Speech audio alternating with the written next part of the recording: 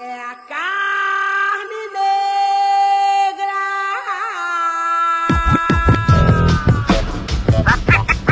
Tá ligado que não é fácil, né, mano? É, mano. Liga aí.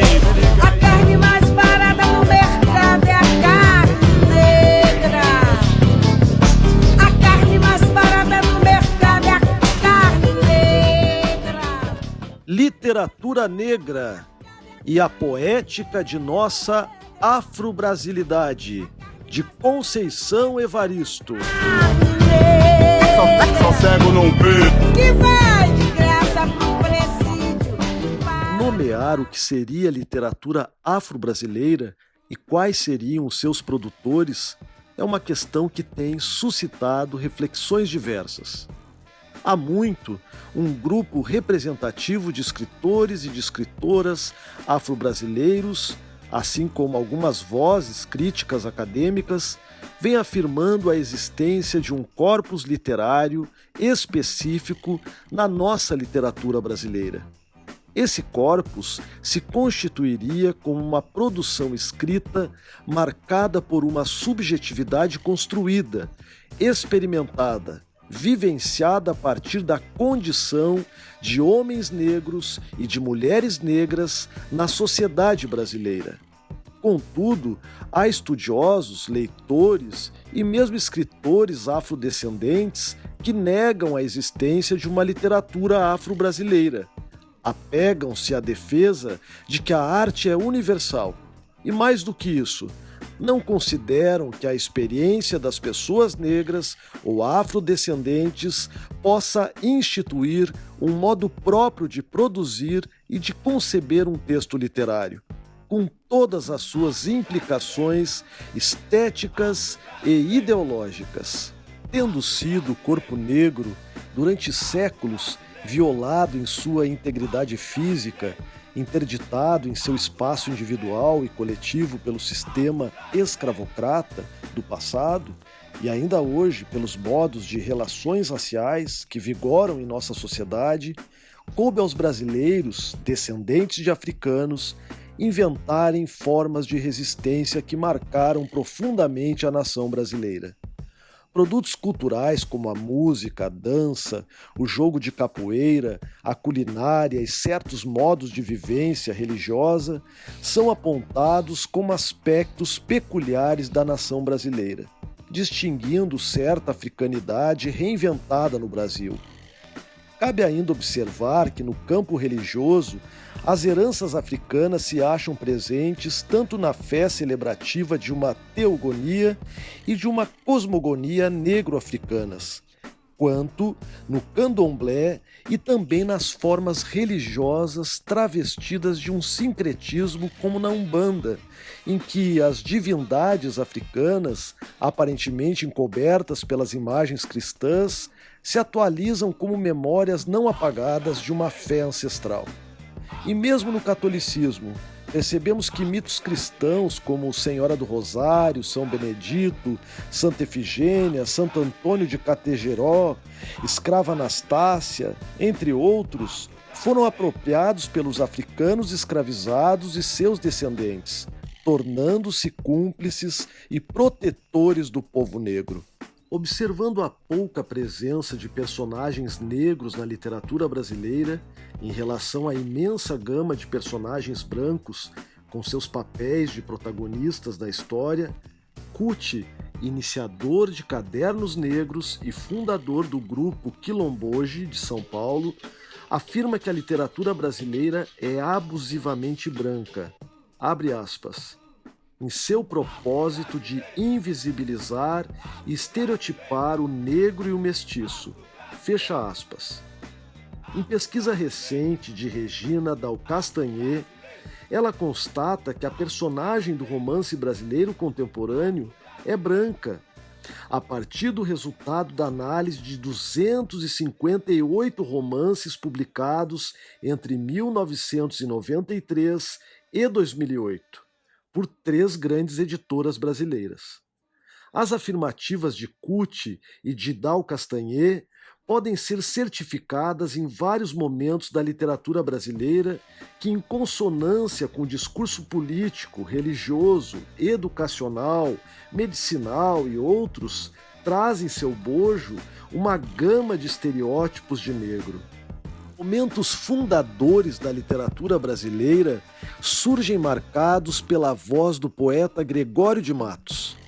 Literalmente a voz, pois Gregório de Matos deixou um legado que foi dado a conhecer por meio da oralidade, já que o poeta não deixou nada escrito.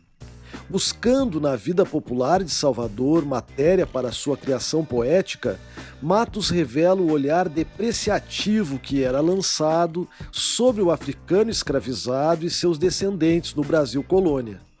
Satirizando os costumes e a colonização portuguesa, o Boca do Inferno, como era chamado, exalta a sedução erótica da mulata, menosprezando-a ao mesmo tempo. Pode-se dizer que, com Gregório de Matos, começa a se esboçar o paradigma de sensualidade e da sexualidade, atribuído às mulheres negras e mulatas presentes na literatura brasileira. O poeta ainda faz do homem mestiço objeto de críticas e de insultos, delineando em seus versos o estereótipo do mulato como uma pessoa pernóstica e imitador do branco. Ainda no Brasil colônia, sobressai um discurso religioso ambíguo que transita entre a catequização, a pacificação e a consolação dos africanos escravizados. Na eloquência de Padre Vieira, no sermão de Nossa Senhora do Rosário, dirigido aos africanos escravizados, observa-se a afirmativa de que eles eram vítimas apenas de uma escravidão do corpo, pois a alma era livre. Ou ainda uma louvação dos sofrimentos dos escravos, em que os males da escravidão ganham um sentido sacrificial da morte cristã. Os negros ali são conclamados para se rejubilarem com as amarguras do engenho, com o fardo contínuo, pois, obedecendo à vontade do Pai Senhor, alcançariam um dia as plenitudes da vida eterna, já que na terra experimentavam as agruras, como Cristo experimentou.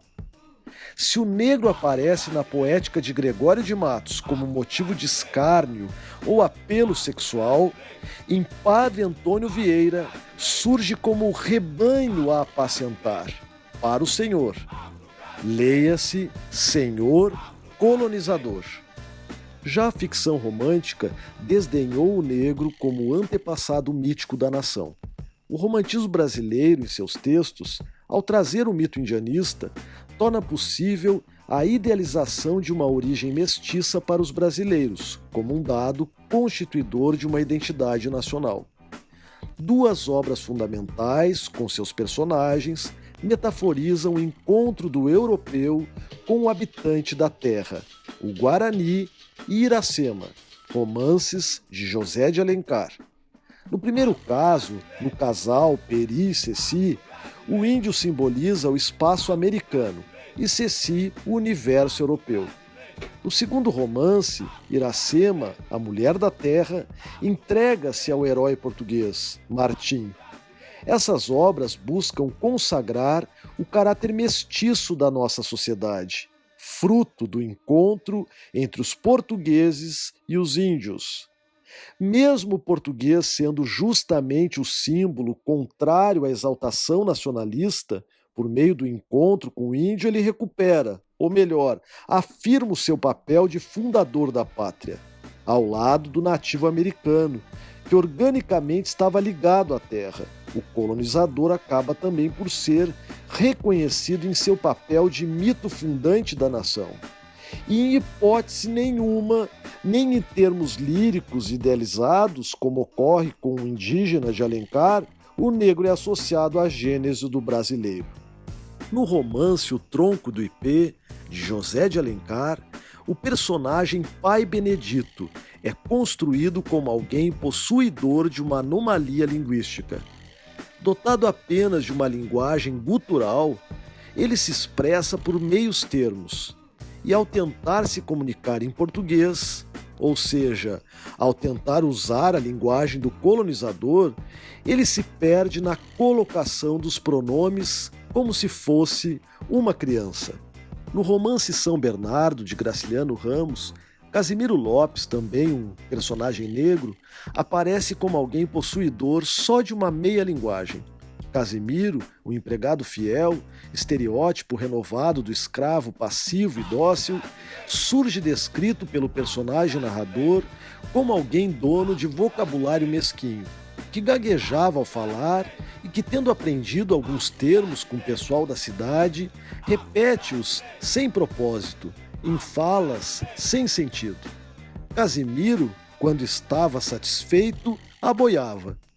Para uma melhor compreensão do significado do estereótipo que afirma uma incapacidade linguística do personagem, é válido ressaltar que aboiar é o som que o vaqueiro tira do chifre do boi para se comunicar com a boiada.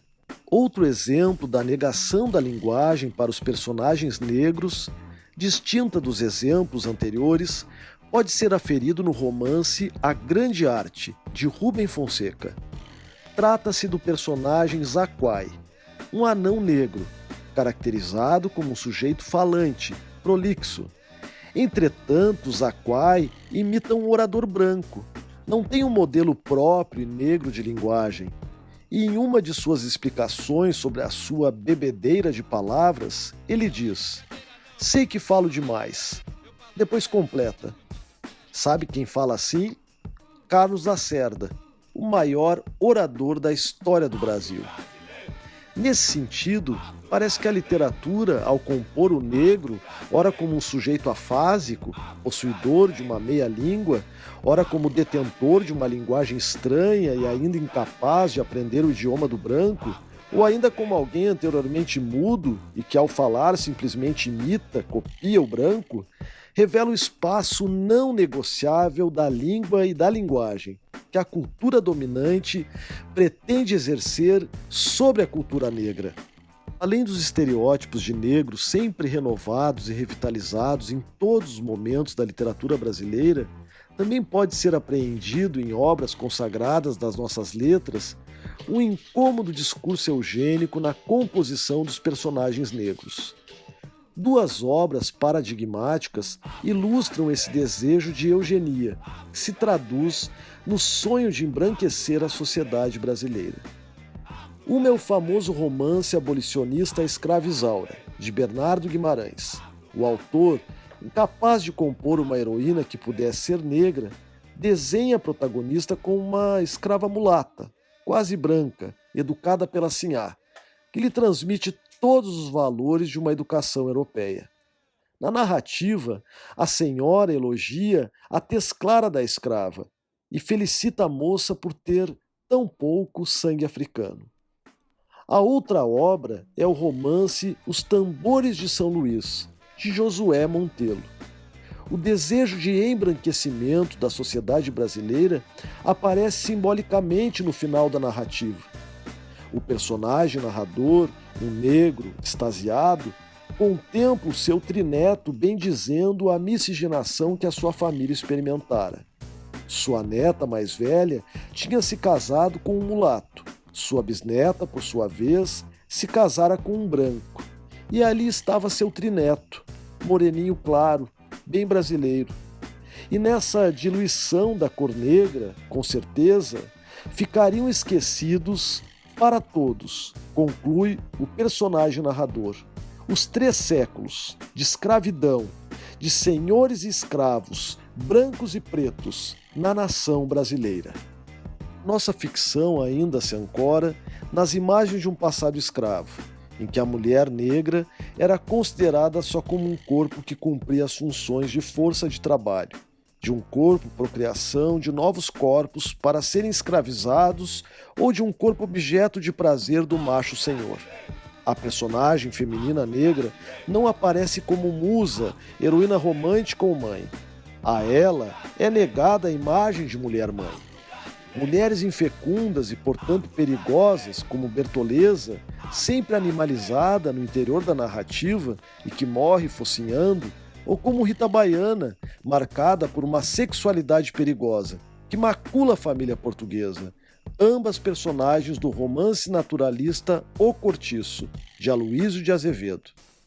Há ainda a mulher natureza, incapaz de entender determinadas normas sociais, cujo exemplo é a personagem central do romance Gabriela Cravo e Canela, de Jorge Amado, com a sua postura de uma ingênua conduta sexual. O que se busca argumentar é o que essa falta de representação materna para a mulher negra na literatura brasileira pode significar. Estaria a literatura procurando apagar os sentidos de uma matriz africana na nossa sociedade? O imaginário da literatura tenderia a ignorar o papel da mulher negra na formação da cultura nacional? Entretanto, com bem menos visibilidade. Existe, no interior mesmo da literatura brasileira, uma gama de produções que vem se afirmando, aos poucos, com um discurso diferenciado, ao compor personagens negras e seus enredos. Discurso que subverte não só o sistema literário brasileiro, mas também contesta a história brasileira, que prima em ignorar eventos relativos à trajetória dos africanos e seus descendentes no Brasil. Um exemplo do descaso da história oficial que se fazia sentir até pouco tempo era, ou será que ainda é, a ausência de textos nos livros didáticos sobre os núcleos quilombolas de resistência ao escravismo, que se ergueram em todo o território nacional. Sabemos também da luta discursiva que se tem travado nos campos da história e da literatura, amparada pelas vozes do movimento negro, para colocar Zumbi dos Palmares, João Cândido, Luísa Marim e outros e outras heroínas no panteão de heróis nacionais. Tal resistência por parte do discurso oficial em incorporar como eventos históricos nacionais aqueles ligados à trajetória dos africanos e de seus descendentes no Brasil, nos relembra o curto e direto poema de Adão Ventura. A história do negro é um traço num abraço, de ferro e fogo. Sobre Cruz e Souza, considerado o maior poeta simbolista da literatura brasileira, pesa o julgamento de ter sido ele um poeta perseguidor das formas brancas. A crítica literária toma como base a profusão de metáforas, cujo simbolismo é a cor branca, presente em suas criações. Uma leitura de outros poemas dedicados à sua mãe e à sua noiva, em que o poeta distingue a beleza e a fortaleza das mulheres negras, foi, entretanto, esquecida pelos estudiosos do poeta. Um escritor já na República se destaca no desejo de pronunciar-se como negro, apesar de todas as dificuldades da época. Trata-se de Lima Barreto. Em Recordações do escrivão Isaías Caminha, a fusão personagem-autor acaba criando uma cumplicidade de vozes em que o autor pensa e discute as relações étnicas da sociedade brasileira. Sua escrita se dispunha conscientemente a se apresentar como uma voz negra questionadora das relações raciais da época. Em seu diário íntimo, pode-se ler um projeto literário do autor. Abre aspas. Eu sou Afonso Henriques de Lima Barreto. No futuro, escreverei a história da escravidão negra no Brasil e a sua influência na nossa nacionalidade. Fecha aspas. Esse desejo foi registrado por Lima em 1903. E certamente o autor, se cumprisse tal anseio, o faria do ponto de vista dos negros. Em 1905, podemos ver a ideia registrada novamente nas seguintes anotações. Abre aspas. Veio-me a ideia, ou antes, registro aqui, uma ideia que me está perseguindo. Pretendo fazer um romance em que se descrevam a vida e o trabalho dos negros numa fazenda. Será uma espécie de Germinal Negro, com mais psicologia especial e mais sopro de epopeia. Animará um drama sombrio, trágico e misterioso, como nos tempos da escravidão. Fecha aspas. É interessante observar também que Lima Barreto denomina o espaço da vila onde ele morava como Vila Quilombo. A simbologia resguardada no significado do quilombo servirá para Lima como inspiração para nomear o seu espaço familiar. Ao pensar em vozes negras na literatura brasileira, o escritor Machado de Assis, até então, tem sido apresentado como a grande incógnita. Entretanto, estudos recentes tentam desconstruir essa imagem construída em torno do fundador da Academia Brasileira de Letras. O livro Machado de Assis, Afrodescendente, de autoria de Eduardo de Assis Duarte, apresenta um Machado discreto em suas atitudes, mas comprometido com os ideais da campanha abolicionista. O pesquisador traz para o leitor textos desprezados pela crítica literária, em que Machado de Assis estaria se pronunciando tanto em relação à escravidão como em relação à abolição dos escravos. O trabalho do professor Eduardo Duarte busca a desconstrução de uma crítica literária que construiu um processo de embranquecimento de Machado de Assis.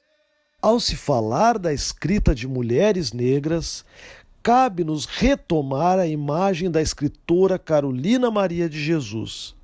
Várias discussões surgiram em torno da escrita de Carolina, marcada por sua condição de mulher negra, favelada e de pouca instrução escolar. O que se torna interessante para discutir sobre a escrita de Carolina Maria é o desejo de escrever vivido por uma mulher negra e favelada. O desejo, a crença e a luta pelo direito de ser reconhecida como escritora, enquanto tentava fazer da pobreza, do lixo, algo narrável. Quando uma mulher como Carolina Maria de Jesus crê e inventa para si uma posição de escritora, ela já rompe com o lugar anteriormente definido como sendo dela, o da subalternidade, já que se institui como um audacioso movimento. Uma favelada, que não maneja a língua portuguesa como querem os gramáticos ou os aguerridos defensores de uma língua erudita e que insiste em escrever no lixo restos de caderno, folhas soltas, o lixo em que vivia. Assume uma atitude que já é um atrevimento contra a instituição literária. Carolina Maria de Jesus e sua escrita surgem maculando, sob o olhar de muitos, uma instituição marcada preponderantemente pela presença masculina e branca. E vozes negras, de homens e de mulheres, como a de Carolina, ecoam em letras por dentro e por fora do sistema literário brasileiro. Como exemplifica este poema, chamado História para Ninar Caçubuanga, de Ney Lopes. Um dia, Caçubuanga, alguns chegaram, a pólvora no peito, uma bússola nos olhos e as caras inóspitas vestidas de papel. Vieram no manau de velas caras, bordadas de cifrões, suas mãos eram de ferro e falavam um dialeto de medo e ignorância. E fomos amontoados, confundidos, fundidos, estupefatos, nossas dignidades eram dadas mar atrás, aos peixes. Chegamos, nosso suor foi o doce sumo de suas canas, nós, bagaços, nosso sangue eram as gotas de seu café, nós, borras pretas. Nossas carapinhas eram nuvens de algodão, brancas, como nossas negras dignidades, dadas aos peixes. Nossas mães eram sua mão de obra, mas vivemos caçu e cantamos um blu, e na roda um samba de roda dançamos, nossos corpos tensos, nossos corpos densos venceram quase todas as competições. Nossos poemas formaram um grande rio, e amamos, e nos demos, e nos demos e amamos, e de nós fez-se um mundo. Hoje, Caçul, nossas mulheres, os negros ventres de veludo, manufaturam de paina, de faina, os travesseiros, onde nossos filhos, meninos como você, Caçubuanga, hão de sonhar um sonho tão bonito, porque Zambi mandou e está escrito. Vidas negras importam, em memória de João Pedro, morto no Rio de Janeiro por policiais. Em memória de George Floyd, morto em Minneapolis por policiais. Vidas negras importam. Vidas negras importam.